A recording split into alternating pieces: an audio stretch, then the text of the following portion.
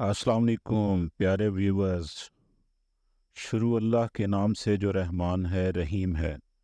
درود بھیجتا ہوں محمد صلی اللہ علیہ وآلہ وسلم پر اور ان کی آل پر۔ اللہ ہم سب کی دنیا بھی اچھی بنائے اور آخرت بھی اچھی بنائے، آمین۔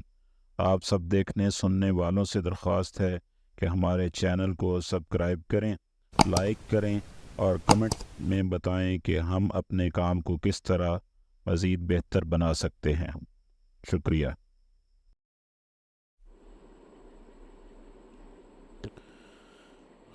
جیسے ہی ماجے نے آگے کا منظر دیکھا زور سے چلایا، چھوٹے چودھری، مگر اس کی آواز اگلے لفظوں تک بالکل دب گئی اور وہ گگیانے کے انداز میں بولا، کملی۔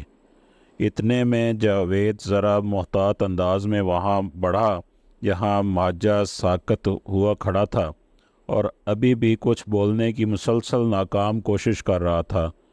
تنے کی دوسری طرف مکمل اندھیرا تھا۔ یہ مہینے کے آخری ایام چل رہے تھے، جس کی وجہ سے چاند بھی ابھی نہیں نکلا تھا۔ جاوید نے پہلے ماجے کو پیچھے کھینچا اور اس کے کانپتے ہاتھوں سے ٹارچ لائٹ اپنے ہاتھوں میں لی اور وہاں روشنی ڈالی جہاں ابھی تک وہ نہیں دیکھ سکا تھا۔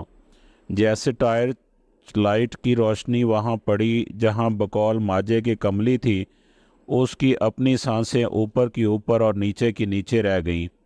جاوید کوئی بزدل جوان نہیں تھا اور نہ وہ پہلی بار کھیتوں کو پانی لگانے آیا تھا۔ اس سے پہلے وہ کئی بار اکیلے میں پانی لگانے آتا تھا، اسی پیپل کے نیچے بیٹھ کر اپنا وقت گزارتا تھا، اپنی زمینوں کے چپے چپے سے واقف تھا۔ وہ انہی زمینوں پر آتے جاتے تو وہ جوان ہوا تھا۔ یہ بھی اتفاق کی بات ہے کہ جب سے کملی پر جنونی کیفیت طاری ہوئی تھی، اس نے اسے نہیں دیکھا تھا۔ کملی تو گاؤں کے لوگوں نے اس کا نام رکھا تھا، ورنہ تو اس کا اصلی نام رانی تھا۔ وہ جس رانی سے واقف تھا وہ تو جوان سالہ خوبرو حسین لڑکی تھی۔ بھلے بیچاری سادے کپڑے پہنتی تھی مگر اس کا حسن مہنگے کپڑوں کا محتاج نہیں تھا۔ لیکن اب جو وہ دیکھ رہا تھا وہاں ایک لڑکی سر اپنی ٹانگوں میں دبائے بیٹھی تھی۔ سفید رنگ کے کپڑے کافی میلے ہو گئے تھے جو اس کی پراسراریت کو اور بڑھا رہے تھے۔ اس کے لمبے کالے بال زمین کو چھو رہے تھے اور وہ مسلسل روئے جا رہی تھی۔ کافی خوفناک منظر تھا۔ وہ زندگی میں پہلی بار ایسے تجربے سے گزر رہا تھا۔ ابھی وہ بغور اسے دیکھ ہی رہا تھا کہ اچانک اس لڑکی نے سر اوپر اٹھایا اور زور سے کہکہا لگایا کہ جاوید بے ہوش ہوتے ہوتے بچا۔ پہلی بار اس نے اس کا چہرہ اس جنونی حالت میں دیکھا۔ وہ رانی تھی جو اب کملی بن چکی تھی۔ زرد چہرہ الو کی طرح گھومتی مگر سرخ آنکھیں سانسوں کی بے ترتیبی بتا رہی تھی کہ وہ کسی اندیکھی مخلوق کے زیر اثر ہے۔ ماجے نے یقیناً اس کا چہرہ نہیں دیکھا تھا ورنہ وہ بے ہوش ہو چکا ہوتا۔ اتنے میں کملی نے ہاتھ زمین پر ٹیکے اور کھڑے ہو کر چلنے کی کوشش کرنے لگی۔ جیسے 3 سال کا بچہ لڑکھڑا کر چلتا ہے ویسے وہ چل رہی تھی۔ 2 قدم چل کر وہ تنے کے پیچھے سے نکل کر سامنے آ گئی تھی۔ یقیناً ماجے نے اب اسے دیکھ لیا تھا، جو وہ پیچھے ہٹتے ہوئے چیخ کر بولا، چھوٹے چودھری بھاگو بھاگو بھاگو، یہ کملی ہے، بھاگو۔ وہ مسلسل لڑکھڑا کر چل رہی تھی اور اسی کی طرف بڑھ رہی تھی۔ خشک پتے بار بار اس کے پاؤں کے نیچے چٹک رہے تھے اور ماحول کو اور زیادہ بھیانک بنا رہے تھے۔ اچانک اس کا لاغر لڑکھڑاتا جسم ہوا میں بلند ہوا اور وہ زور زور سے رونے لگ گئی۔ اس کے کالے بال ہوا میں لہرا رہے تھے۔ یہ وہ منظر تھا جسے ماجہ دیکھ کر چلاتے ہوئے بے ہوش ہو کر زمین پر گر گیا تھا۔ رونے کی آواز بلیوں کی گھرراہٹ میں بدل چکی تھی، جیسے کئی بلیاں آپس میں لڑ رہی ہوں، اور یہ شور بڑھتا ہی جا رہا تھا۔ ہوا بھی تیز ہو گئی تھی جس سے پیپل کے سوکھے پتے تیزی سے نیچے گرنا شروع ہو گئے تھے۔ اب اس میں کوئی شک نہیں رہا تھا کہ رانی کسی مافوق الفطرت چیز کے زیر اثر ہے۔ وہ مضبوط اعصاب کا مالک تھا، مگر آہستہ آہستہ اس کے اعصاب بھی جواب دے رہے تھے۔ اسے خود کو مضبوط رکھنا تھا، اپنے لیے اور ماجے کے لیے، ورنہ یہ رات ان دونوں کے لیے آخری رات بھی ثابت ہو سکتی تھی۔ اس ساری صورتحال میں وہ خود کو کسی اندیکھے حصار میں جکڑا ہوا محسوس کر رہا تھا۔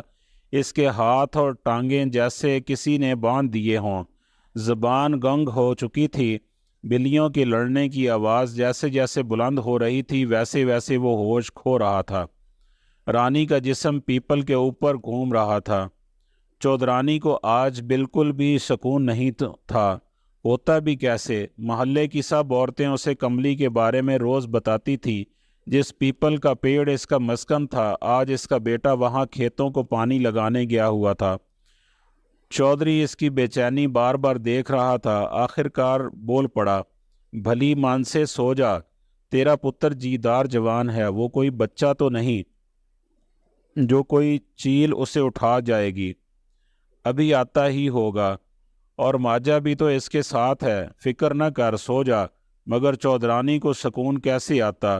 بولی، میرا دل بیٹھا جا رہا ہے، اور کچھ نہیں کر سکتے تو بس ایک کام کرو، کمہاروں کے گھر جا کر بس پتہ کرو کہ کملی گھر میں ہے یا نہیں۔ پاگل مت بنو، رات کے اس پہر کسی کا دروازہ کھٹکھٹانا اچھی بات نہیں، چودھری نے ڈانٹتے ہوئے کہا۔ اچھا، آپ نہیں جاتے تو نہ جاؤ، میں جا رہی ہوں، میرا دل بیٹھا جا رہا ہے۔ یہ کہہ کر اس نے پلنگ سے اتر کر جوتی پہن لی۔ بادل نخواستہ چودھری بھی اٹھ کھڑا ہوا۔ وہ چودرانی کی بے چین طبیعت سے واقف تھا۔ کمہاروں کا گھر حویلی سے ذرا ہی دور تھا۔ تھوڑی دیر میں چودھری کمہاروں کا پرانا دروازہ کھٹکھٹا رہا تھا۔ دوسری دستک پر اندر سے کمہار اللہ رکھا کی آواز آئی، کون ہے بھائی؟ آ رہا ہوں، آ رہا ہوں۔ شاید وہ اندھیرے میں سنبھل سنبھل کے چل رہا تھا۔ قریب آ کر اس نے دوبارہ پوچھا، کون ہے بھائی؟ چودھری نے کھنکارتے ہوئے جواب دیا، او میں ہوں چودھری قادر بخش بھایا۔ او چودھری صاحب، کمہار اللہ رکھا نے حیرت کا اظہار کرتے ہوئے جلدی جلدی دروازہ کھولتے ہوئے جواب دیا۔ خیر تے ہے اس وقت چودھری صاحب، مگر اس کو حیرت کا دوسرا جھٹکا تب لگا جب اس نے چودرانی کو دیکھا۔ بھاگ لگے رہن میرے اچھے نصیب، میری بہن چودرانی ہمارے گھر آئی ہے، اندر آؤ چودرانی بی بی، اندر آؤ۔ بھائی اللہ رکھا، ہم نے آپ کو پریشان کیا، بات یہ ہے کہ میرا دل ڈوبا جا رہا تھا، نیند نہیں آ رہی تھی۔ وہ آپ کا بھتیجا چھوٹا چودھری کھیتوں میں پانی لگانے گیا ہوا ہے، پیپل والی زمین کی طرف، وہ ابھی تک آیا نہیں، بس پوچھنا تھا کہ آج رانی بیٹی گھر پر ہی ہے کہ نہیں۔ چودرانی بی بی، شام کو میں رانی کو لے آیا تھا، مگر آج اس کی حالت اندھیرا ہوتے ہی پھر خراب ہو گئی، اور وہ جیسے اڑ کے کہیں چلی گئی۔ اب تو کافی رات ہو گئی ہے، میں بھی سارا دن کام کر کے تھک گیا تھا، اس لیے اسے لینے نہیں گیا۔ آپ کو تو پتہ ہے وہ ہوتی ادھر ہی پیپل کے پاس ہے۔ ہائے میرے اللہ! چودھری جیسے چودرانی نے یہ سنا کہ کملی گھر پر نہیں، اب اس کو یقین ہو چلا تھا کہ اس کے بیٹے کی زندگی خطرے میں ہے۔ زور سے آہ کاری کی۔ اس کی آواز سن کر پاس کے گھر کا دروازہ کھلا اور مولوی صاحب آنکھیں مسلتے ہوئے پریشانی کی عالم میں باہر نکلے، اور چودھری کو دیکھ کر مزید شش و پنج میں مبتلا ہو گیا۔ اس سے پہلے کہ وہ کچھ کہتا، چودرانی بول پڑی، مولوی صاحب رانی گھر پہ نہیں، اور جاوید پتر پیپل والی زمین کو پانی لگانے گیا ہوا ہے۔ چودرانی آگے خاموش ہو گئی۔ یہ بات ہے تو چلو میرے ساتھ، مگر آپ چودرانی بی بی گھر جائیں، باقی اللہ خیر کرے گا۔ کملی جو پیپل کے درخت پر خوفناک بلیوں کی غراہٹ میں گھوم رہی تھی، اب آہستہ آہستہ نیچے آنا شروع ہو گئی تھی۔ جاوید مکمل اندیکھے حصار میں قید تھا، چاہتے ہوئے بھی حرکت نہیں کر سکتا تھا، صرف آنکھیں تھیں جو یہ دیکھ رہی تھی، احساس تھا جو یہ سب محسوس کر رہا تھا۔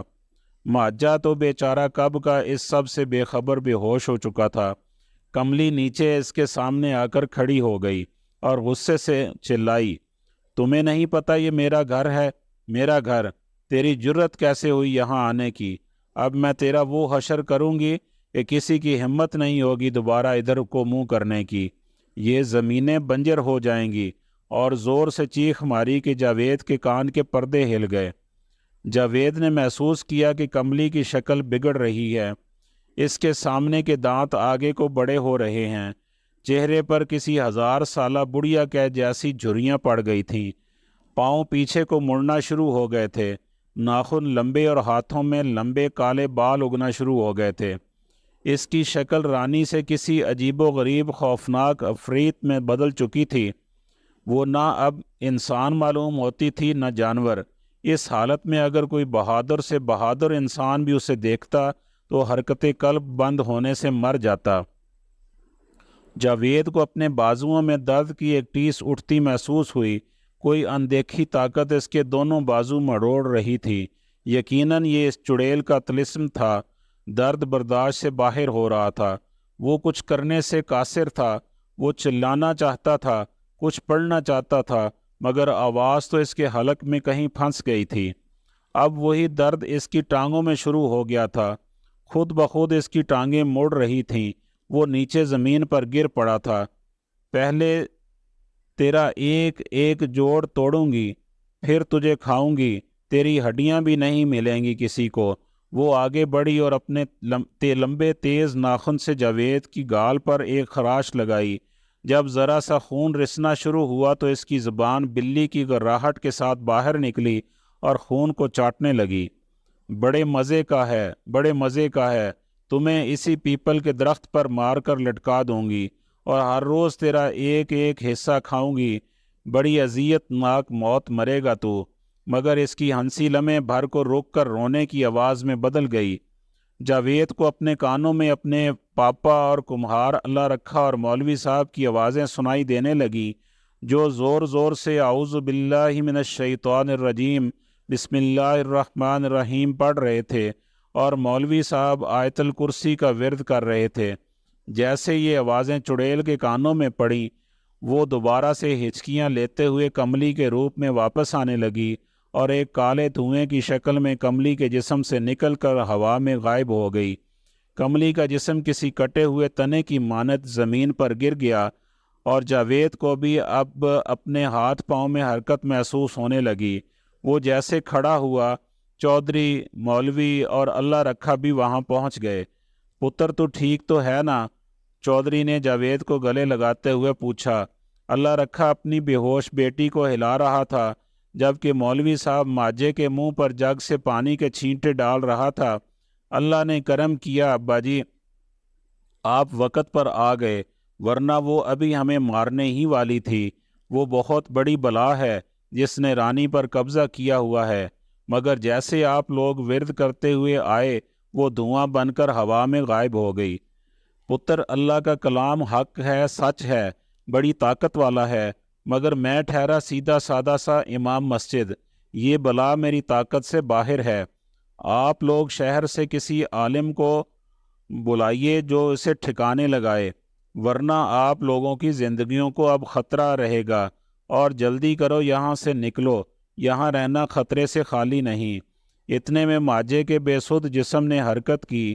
چودھری نے ماجے کو تھپکی دیتے ہوئے کہا، چل پتر، سامان اٹھاؤ، باقی باتیں گھر کریں گے۔ چودھرانی بڑی پریشان ہوگی۔ جاوید پتر، تم رانی بیٹی کو کندھے پر اٹھاؤ، میں کل ہی کسی کو شہر بھیجتا ہوں کسی عالم کو بلانے کے لیے۔ جاری ہے، اگلی قسط آخری ہوگی۔